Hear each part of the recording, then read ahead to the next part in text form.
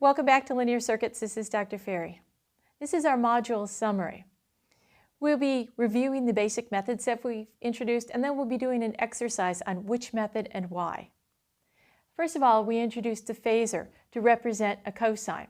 We introduced it in terms of the phasor polar form as well as the rectangular form. The other thing we did is looked at common signals, and just so that you get a better feel for what the phasor looks like when it relates to a signal. For example, in this particular one, 360 degrees corresponds to one cycle right there. So this one right here is off by half of a cycle, so that's why it's 180 degrees. This one right here, if this is 360, this one is off by a quarter of that amount, so that's why it's 90. And the angles are negative right here because this is shifted to the right from one that would have 0 degrees. We introduced the impedances for resistors, capacitors, and inductors. We also introduced a circuit analysis method, solution method, using impedances. Three-step methods. First of all, we draw the circuit, replacing the sources with their phasors and components with their impedances. The next is to use the methods that we did in Module 2, which were just like all the resistive methods, KVL, KCL, Thevenin, Norton, mesh node, any of those methods that we're familiar with to solve this. The key was to treat the impedances as if they were complex resistors. And then the last step was to convert from the phasor form back to the cosine.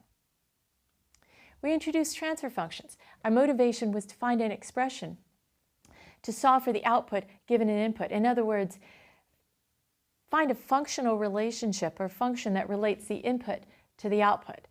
And we want to be able to solve for it for various frequencies, various angles, and various amplitudes of the input. And that functional, kind of a generic form, allows us to do that. The transfer function we define as the output phasor over the input phasor. In other words, the output is equal to the transfer function times the input. And then we use this relationship in particular to solve for the output amplitude and the output angle in this form right here.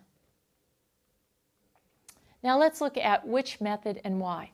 So if I look at a circuit like this, the first step would be to convert it to its impedance form. And then I look at this and say, okay, which method do I want to use to solve for V out? In this particular case, I'm going to look at and say, let's combine these two resistors in parallel, and then I'm going to use the voltage divider law.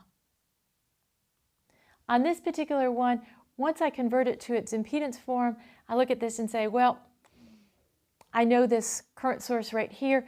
I'm trying to solve for that current right there. So in this particular case, I'm going to use mesh analysis. Now in this last example here, suppose I'm trying to solve for V out. Well, once I convert it to its impedance form, I look at this and say, I need to solve for V out. This is an unknown node. If I choose my ground node right here, this node is known, that node is known, I'm going to use node analysis. All right, that's it on this particular summary. I encourage you to go to the forums and ask and answer questions. All right, thank you.